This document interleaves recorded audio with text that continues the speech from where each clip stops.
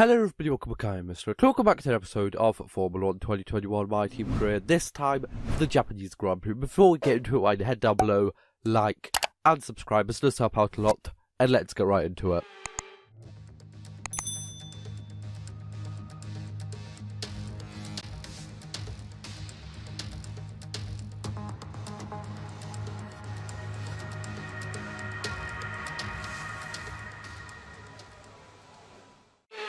So here I am out for my flying lap around the Suzuka International Racing Course, of course here in Japan.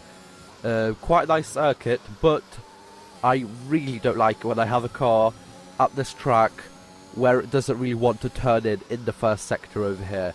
I'm fine, I can deal with anything else, but I need this first sector to actually be drivable, a car that is drivable in this first sector, for me to actually enjoy this track.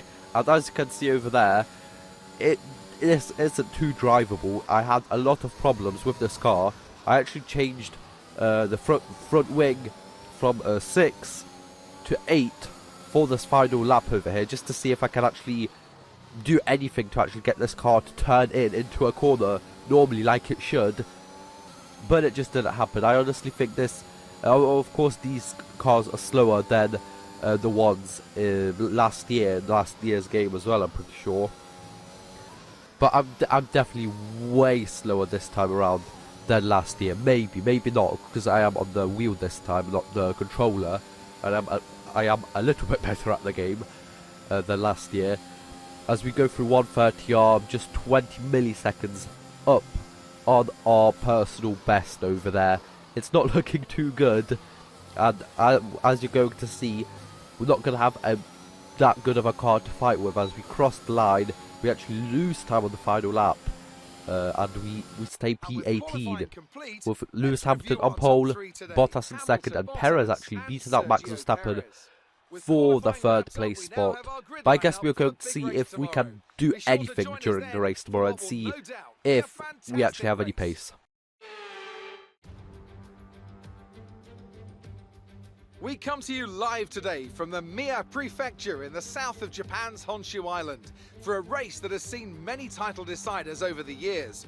Some simple, some controversial, but all contributing to a legacy that makes the Japanese Grand Prix an indispensable stop in any Formula 1 season. 18 corners make up a lap of the incredible figure-of-8 Suzuka circuit, with 10 to the right and 8 to the left, for a distance of 3.6 miles.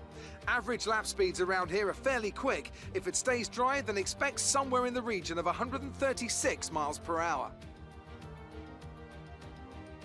It's race day yet again, and joining me for a chat, Anthony Davidson. And our racers are certainly in for a rough day today. What will you be watching for as they go down into turn 1? Well, the start of the race is always one of the most nerve-wracking parts. You have to hope that everyone is able to get off to a clean start, and this is possibly the trickiest part of the entire race. So many drivers in such a small space, and finding your braking point into turn 1 as well. It's a testament to the driver's skill that there aren't more incidents.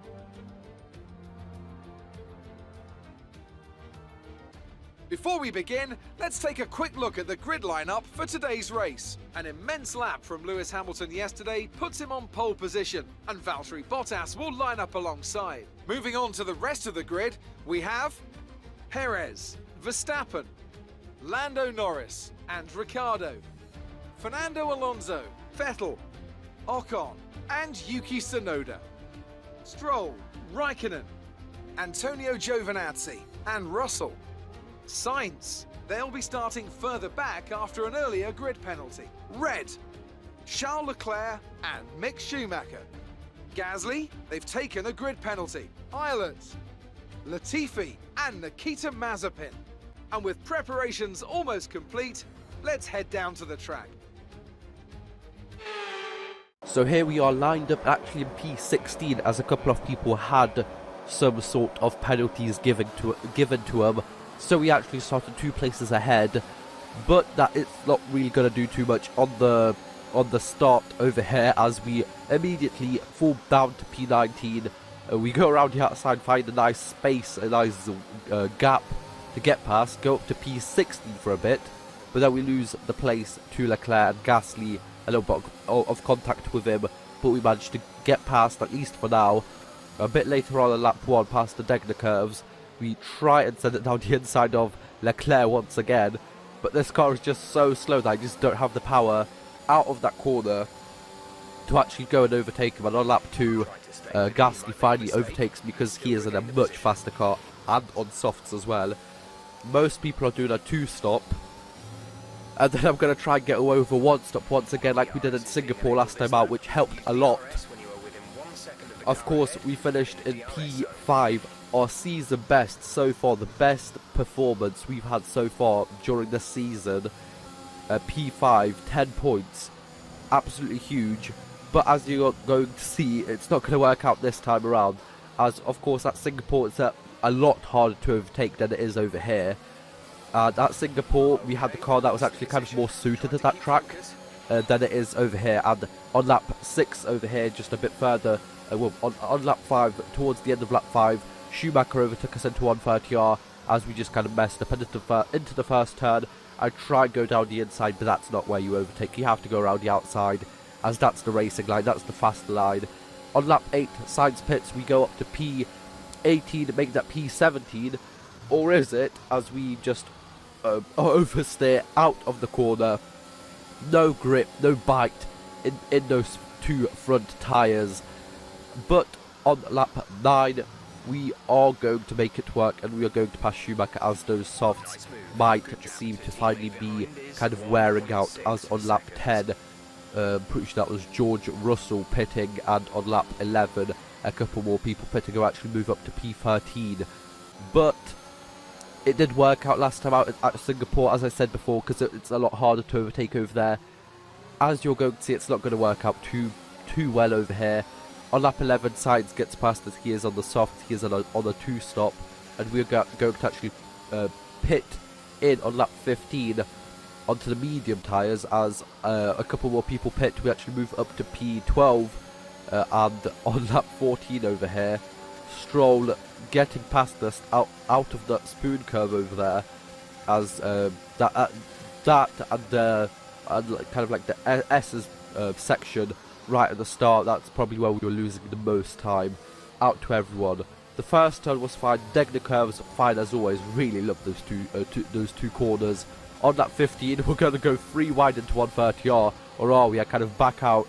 So does Leclerc. Gasly gets past us and goes up to P13. And we are going to box on this lap as well, so it doesn't really matter if you got past us or not, as we are going to pit in straight away. Now, the places where we were losing the most time was probably the S curves. Absolutely did not enjoy going past there each lap. The Dunlop curve, absolutely not as well. Last time out in Formula 1 2020, even in Season 1, we could go flat out over here. Over here, only right at the end where we basically had like a lot less fuel, and on the medium tyres, I couldn't even go fully flat out. I had to kind of lift midway through. Maybe I could have messed around with the setup even more. Maybe I've just really messed up the setup over here. But on lap 25, Nicholas Latifi is out, and as you can see, some sort of problem with the engine or something else as he retires, and there's no safety car or anything. On lap 27, it is Valtteri Bottas who takes the win from Lewis Hamilton, and we are going to finish in a lowly P18. That was probably one of the worst races so far this season. Okay, pick up rubber and bring it home.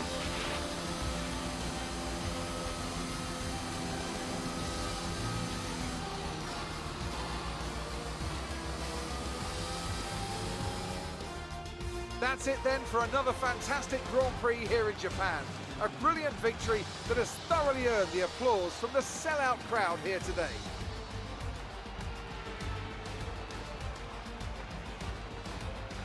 What do you think it was, Ant, that gave them the edge over the competition today? Well, I think it was clear what the main contributing factor out on the track was today: speed. I know it sounds like an obvious thing to say, Crofty, but fast cars win races, and we saw that today with our winner. After an excellent performance at the Grand Prix, I'm sure there'll be plenty of celebrations tonight amongst the Mercedes team, and they certainly deserve it.